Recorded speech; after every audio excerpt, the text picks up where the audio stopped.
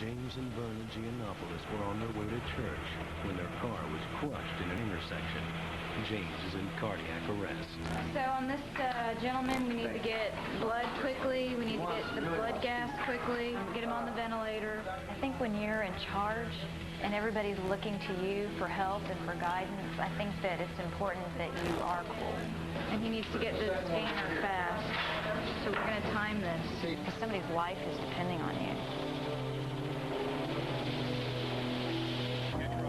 Paramedics have managed to revive James's heart, but he is still clinging to life. James's wife, Verna, is conscious and stable. We're about to go to the trauma center, okay? Things are going to happen really fast. Doctor's going to ask you a lot of questions. Yes, I know. Yeah, right, well. Pull back. Maria, that view is getting inflated. Why?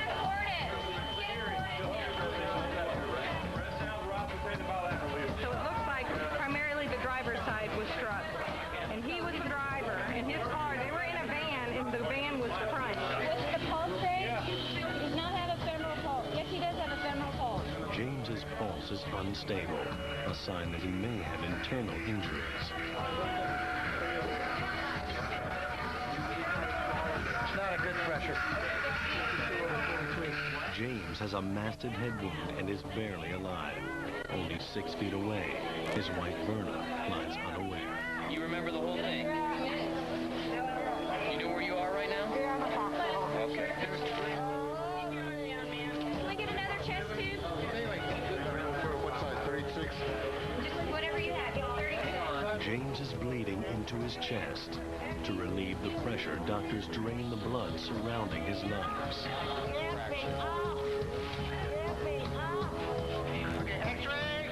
Everything that we're doing right now, we're doing to try to help you. You have pain in your chest? Well, we're just worried that you may be bleeding. What's hurting you? Okay. That's where your ribs fractured. James's blood pressure is dropping. He needs a blood transfusion to survive. Can we call the blood bank, please? Someone call the blood bank. We have to have it available. We have to have it available. Man, They're Jehovah's Witness, no blood. No blood.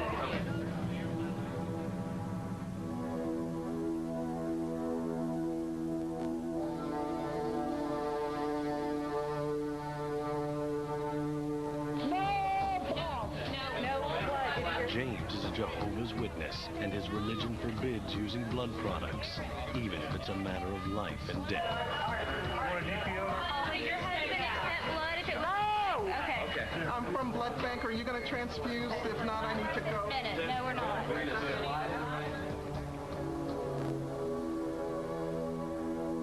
Deep inside, you're like, why? You don't understand it. It was hard for me to understand why she wouldn't want blood. If you need blood, you get blood. And it just doesn't make sense.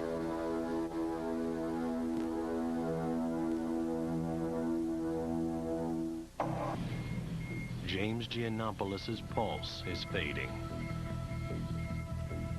He has lost too much blood, and Dr. Lahiri can't give him the transfusion he so desperately needs. You get so emotionally involved that it kind of drains you. It's a connection with another person. With a severe head injury and massive internal bleeding, James Giannopoulos is unable to hold on. He has lost too much blood. We try our hardest to save those people, but, you know, frequently there are things that we can't do. There are patients that we can't save, and it is hard, but, you know, it's our job, and we come to work every day to save people's lives. Verna Giannopoulos has yet to hear of her husband's death from the car crash, but Dr. Lahiri and her attending Dr. Richards are worried. The CAT scan shows she is bleeding internally. Are you having any pain anywhere? Right in here? Okay, what about your belly? It's looking like we will take her to the operating room. I think in her it's better to go earlier than later because she won't accept any blood. And so we can get her intubated, help her breathe, and then fix her problems in her abdomen. You have an injury to your spleen? Okay. You need an operation. Am I gonna die? We don't know that. I don't think so. take good care of you, okay? Could we give you your own blood back to you? Your own blood? Your own blood back? No. Okay. No. And you understand that you could die without it? I could make her better, faster, if she had the blood. Where is Jimmy? Where is Jimmy? His heart stopped. Bleeding into his head, and he was never awake, and he was never in any pain. Okay?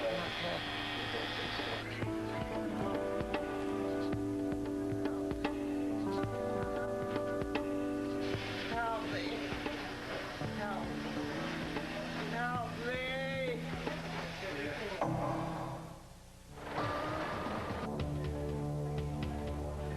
Verna Giannopoulos is bleeding internally, and Dr. Lahiri must operate without giving additional blood.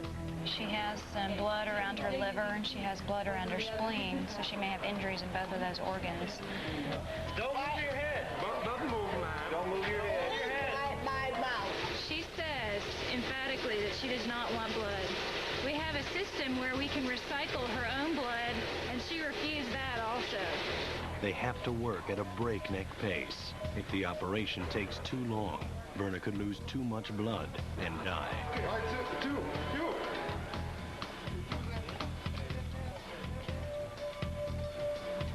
You guys know that she's a Jehovah's Witness.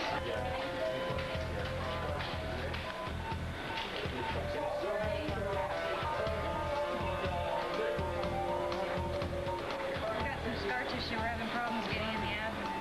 With each passing minute, Verna loses a little more blood. Another one for me, also. If it were my mother or father, I would want them to have blood. But in this case, you have to combine the science and the religion. Uh-oh, no hematoma there. See the hole in the small intestine here. Oh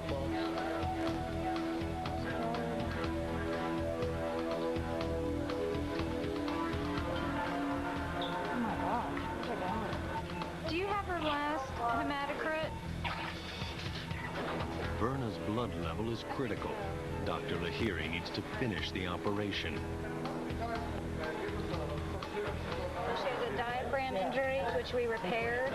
She had a small bowel injury we also repaired, and a tear in the mesentery. She's very, very sick. Her blood level has dropped. It's extremely low, and there's a possibility that she won't make it out of the hospital.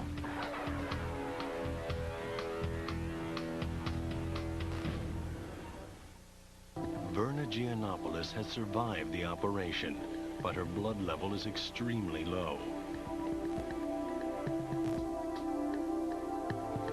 Verna, open your eyes. Open your eyes for me. Can you open them up? At this point, I'm not sure how she's going to do in the future. Are you in there? It's kind of an hour-by-hour, day-by-day thing for her. She's somebody's grandmother, you know? She looks happy. It looks like she had a good life. Even though her husband did die in the accident, she still has a lot of caring family that's still around, and I think they'd be very happy to take her home. If you can hear me, Ma. It says, though against me in an encampment should pitch tent, my heart will not fear. Verna's son David has come to pray at her bedside.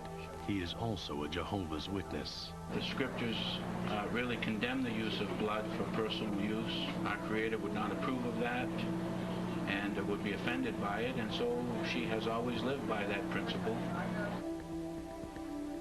Without the possibility of a transfusion, Verna's low blood count makes her recovery uncertain.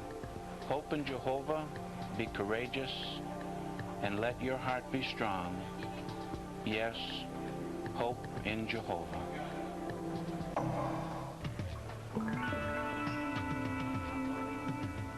It's been 1 week since Verna lost her husband in the accident. She's still holding on. Her blood level dropped down to the lowest of 10, and we're giving her medicines to help her blood form quicker. And her blood level's up to 16 now. She's getting better. I think it's pretty close to a miracle. So we're just watching her day by day. So I'm real encouraged about it, and I'm excited. So we'll have to see how she does over the next few days.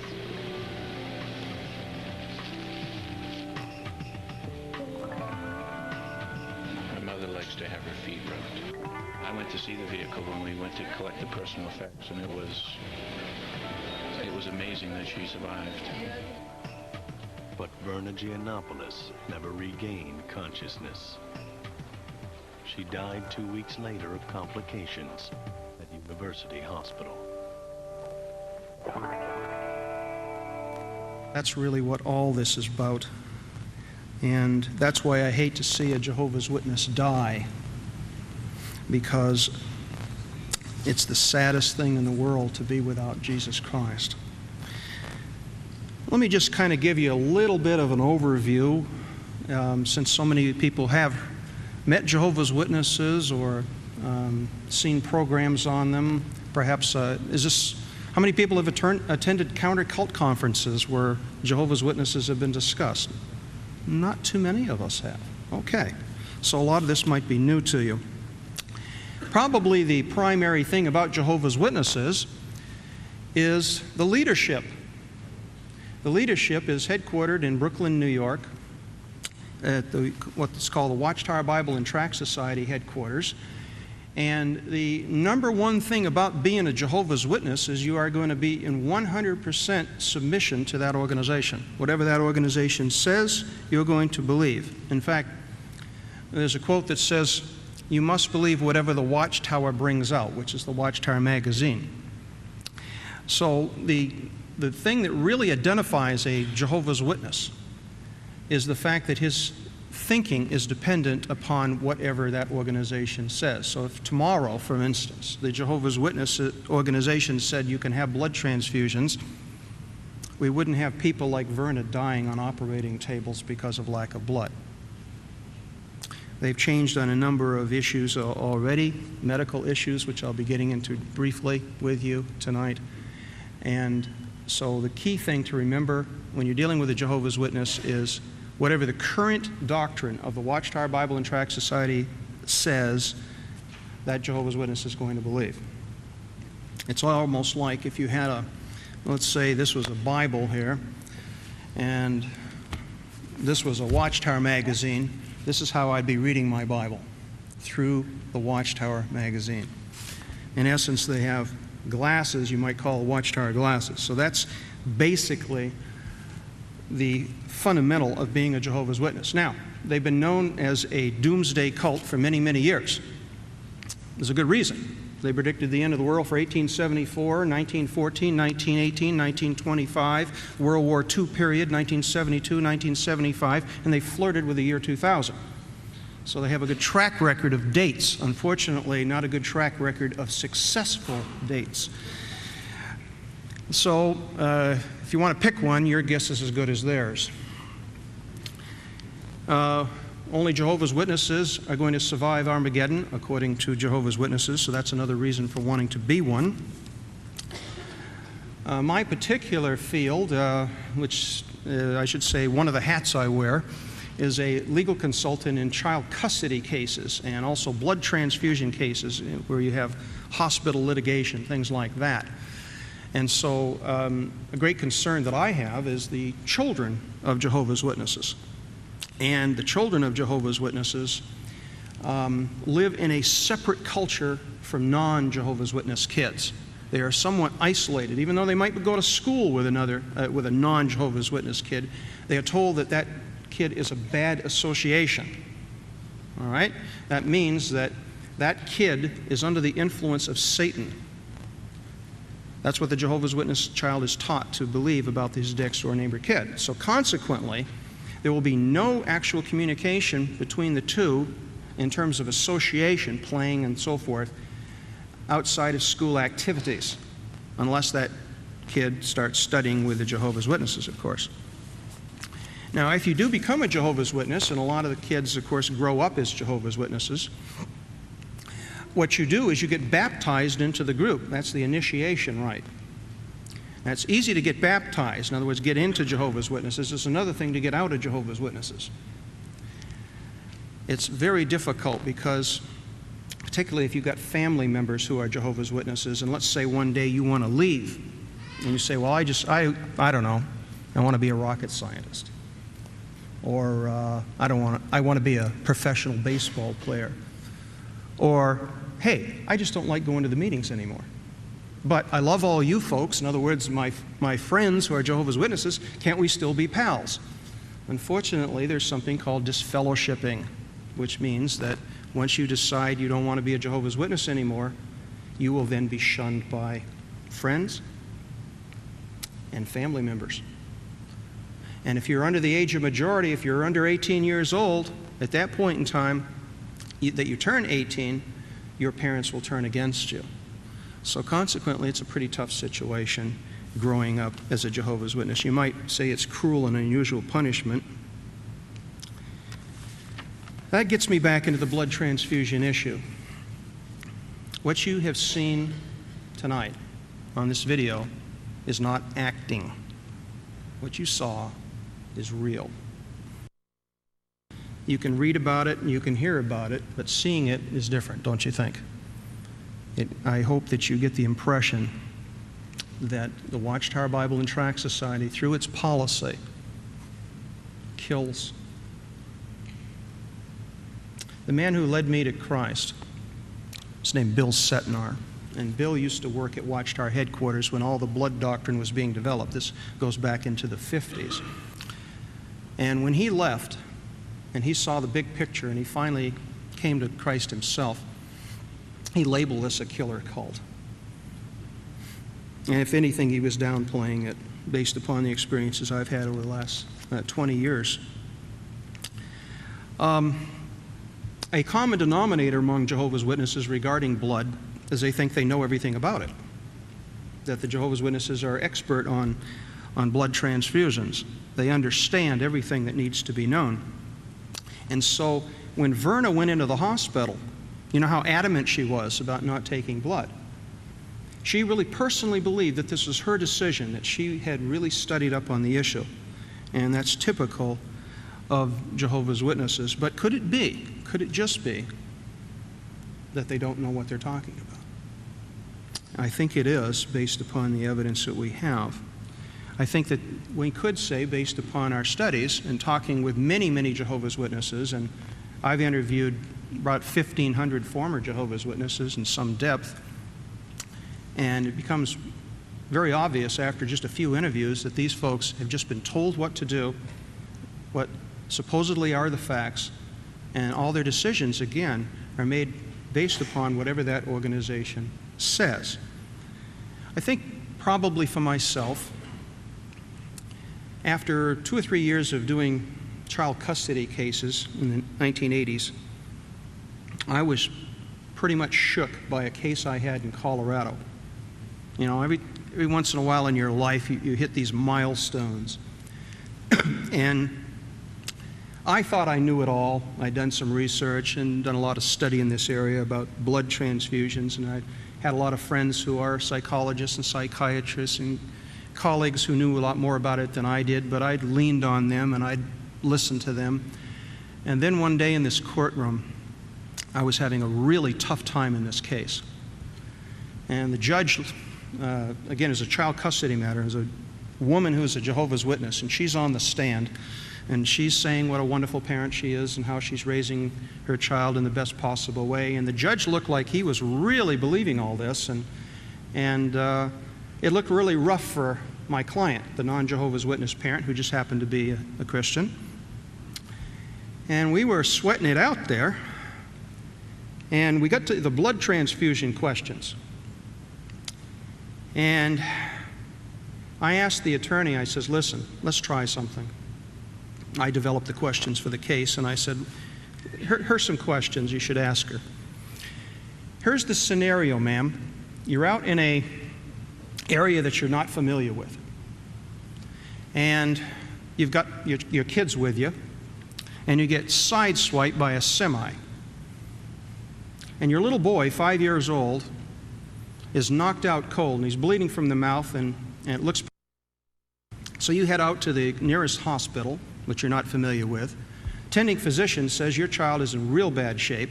In fact, he's in such bad shape that he could probably expire within the next half hour or so. He needs blood immediately. What are you going to do? Put yourself in the position of a Jehovah's Witness parent on the stand in a child custody case in which she has to tell the judge what she's going to do in that scenario. And that's the scenario she was in, and she refused to answer. The judge sternly looked at her and said, "Ma'am, I can tell you I'm now leaning in the other direction. You go out in the hall with your attorney and you discuss this for about 15 minutes, and you come back here and you answer that question." She did. She came back in, and tremoring, she said, "Well, I have thought about it, Your Honor, and I believe that I would look forward to my child's resurrection." Now, when you consider the fact that her own child was healthy, didn't have a problem in life, and yet she's talking about the death of her child in this particular scenario, I believe that's why we won that particular case. This is how serious it is. This is insane.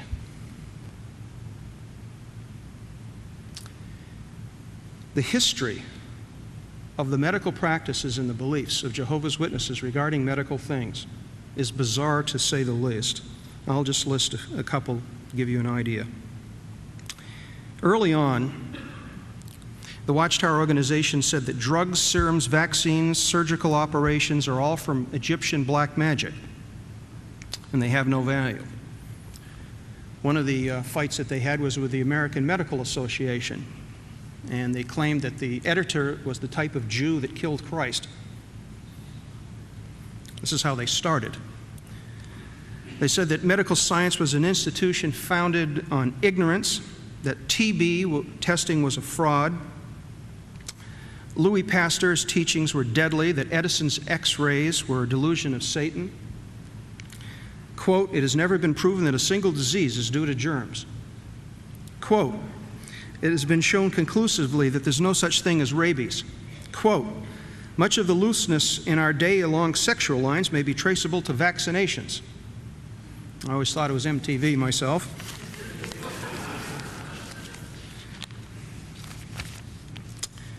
Prior to the blood transfusion issue, there was this problem with vaccinations. They basically took the same viewpoint that they do with vaccinations.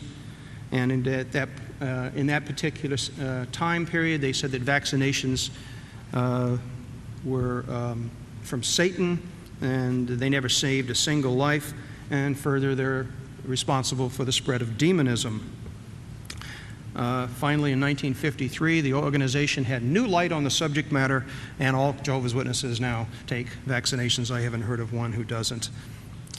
Then there was the issue in the 60s of organ transplants, where wonderful things were happening. People were able to survive by getting an organ of some type. Well, what did the Watchtower say about that? They says, well, you can't have one, Mr. and Mrs. Jehovah's Witness, because it's cannibalism. Then in the 1980s, all that changed too. Now, regarding blood, they did get some mileage in the early 80s when we had the AIDS epidemic, which just took off like a rocket. And you could, it was really pretty bad. About 1 out of every 5,000 transfusions, you could get the possibility of getting AIDS in the very early 80s. And of course, they made hay out of that one. What do you think the present risk is? Something like 1 out of 1,000,000. So your blood supply has been cleaned up and pretty safe at this point. Now, the basic reason why Jehovah's Witnesses don't take blood has to do with a mandate they believe is from Scripture regarding the storage of blood. And let me give you a quote out of the literature. Quote, "The covenant regarding the sanctity of blood stated after the flood is still binding today. It covers both animal and human blood, whether one's own or another's." They base this on Genesis 9:4, which says from the King James Version, which is the version they were using, "But the flesh of the life thereof, which is the blood thereof, you shall not eat." So they made the claim that this is a blood storage that takes place during an operation, and the blood must be poured out. If it came back into the body, you see, according to their particular doctrine, this would be like eating blood, which is forbidden by God. Now, the problem, logically and biblically, we have here for the Jehovah's Witnesses is that the word blood in Genesis 9:4 is referring not to humans. Okay? Just to start with. It's referring to dead bodies of animals, not living humans. The living human being the one that's going to give the blood. So that is a problem, but it's never seemed to, logic has never seemed to be a problem for the Watchtower organization.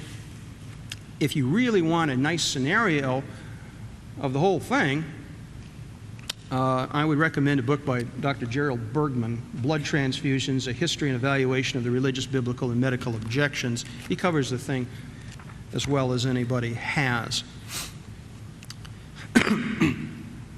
Now back to the hospital situation. How can we forget it?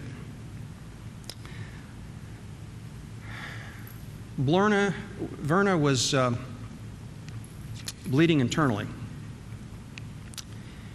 And you saw the look of desperation on the hospital staff when she yelled, "No blood!" And there was no way to reason with this woman. You could see that. She had been very much convinced that even to recycle her own blood was against the doctrine of the organization, according to her. Dr. O'Leary, I'll quote her, and she says this to Verna: "We have a system where we can recycle her own blood," and she refused that also. And the problem is that she wouldn't store her own blood. What do you think other Jehovah's Witnesses would do in that kind of situation? Well, it depends. It depends. We just happened to get our hands on a secret meeting typed up by Jehovah's Witnesses, authorities in the organization. Just happened to have my hands on it. And this is what they say. This is regarding choosing the type of treatment to be used, such as an autotransfuser. I'm quoting now. The Jehovah's Witness, it says, "He must ask himself, am I storing blood? The patient must exercise his own conscientious views in these matters.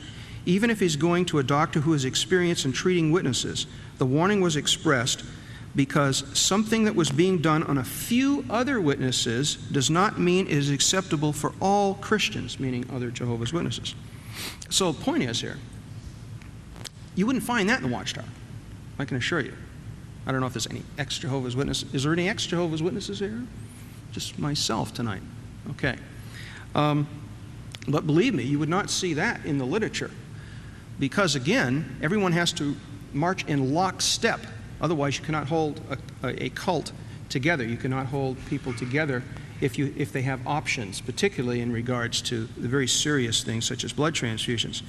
So I can tell you for sure that Jehovah's Witnesses don't realize that some Jehovah's Witnesses are in fact storing their own blood. Now guess what? In the September 1999 issue of Our Kingdom Ministry, that's a periodical that comes out monthly just for Jehovah's Witnesses, the Watchtower says this, quote, "Decide conscientiously if you can allow use of machines that circulate blood outside the body." Come on, where else would it be circulating, right? But they have to tell them that. You can see why this is a big deal here, because if blood is circulating outside the body, it's considered stored in a machine during the time it's outside the body, okay? Which becomes a real problem, because when it returns into the body, according to the Watchtower Bible and Tract Society's teachings, that has been considered eating blood, which is forbidden according to their doctrine, i.e., in other words, a blood transfusion. In other words, folks, what the Watchtower is really saying here in its periodical is, well, hey, decide if you want a blood transfusion. Now, Verna didn't know that.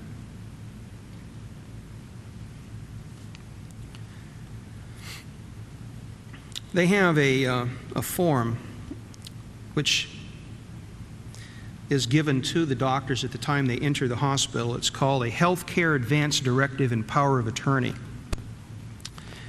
And the Watchtower organization instructs Jehovah's Witnesses how to fill this out so that the doctors can know exactly what is to be done in a given circumstance. Now, the problem is, how can a physician know exactly what to do with all these contradictory rules that are starting to come out? And not only that, but we're dealing with a life and death situation. If the witness will not accept storage of the blood, even in a brief interruption of the blood flow, and that was the particular problem, how then can they accept the storage of the blood allowed by the Watchtower Society and this other information I was just giving you? We've got a total contradiction here, a life and death matter, and when you have to make life and death decisions, unfortunately in the hospital, sometimes it's fairly quick, like this particular situation we saw tonight. It seems that the directive is self-contradictory. It's basically saying two opposite things. Don't store my blood, but when you do store it, make sure it's brief, okay? Now, I don't know what brief is, all right? I've done a lot of study on the word brief in the medical literature dealing with Jehovah's Witnesses. It can be anywhere from a few minutes to several hours. So, again, we're talking some nonsense, but nonsense that is affecting people's lives. Now, here's what the Health Fair Directive says, quote, on the basis of my firmly held religious convictions, see Acts 15, 28, 29, and on the basis of my desire to avoid numerous hazards and complications of blood, I absolutely, and this is in bold print, I absolutely, unequivocally, and resolutely refuse homologous blood, another person's blood, and stored autologous blood, which is my own stored blood, under any and all circumstances, no matter what my medical condition. And that's basically what Verna did. The problem is the contradictions in the literature and the fact that we have solid evidence, and I've just given you the tip of the iceberg tonight in this brief time, that in fact many Jehovah's Witnesses are in fact taking blood transfusions. And they have broken basically their own rules on why a person should not have a blood transfusion. I won't go into that because of time. I'm not a medical professional. But let me quote from Dr. Lahiri again, who works in the emergency room that you saw in the video. Quote, it's hard for me to understand why she, that's Verna, wouldn't want blood. If you need blood, you get blood. And it just doesn't make sense. And it kills. Kills a lot of Jehovah's Witnesses. My friends, and many of you, my brothers and sisters, if we love Jehovah's Witnesses, you'll tell them the truth. The truth is that Jehovah's Witnesses, many of them are taking blood transfusions today, and they have been for many years. The others who don't know that die needing blood, and they die unnecessarily. And let's not forget, please, that all of them will die without Jesus Christ, for He is, in fact, the way, the truth, and the life. Thank you.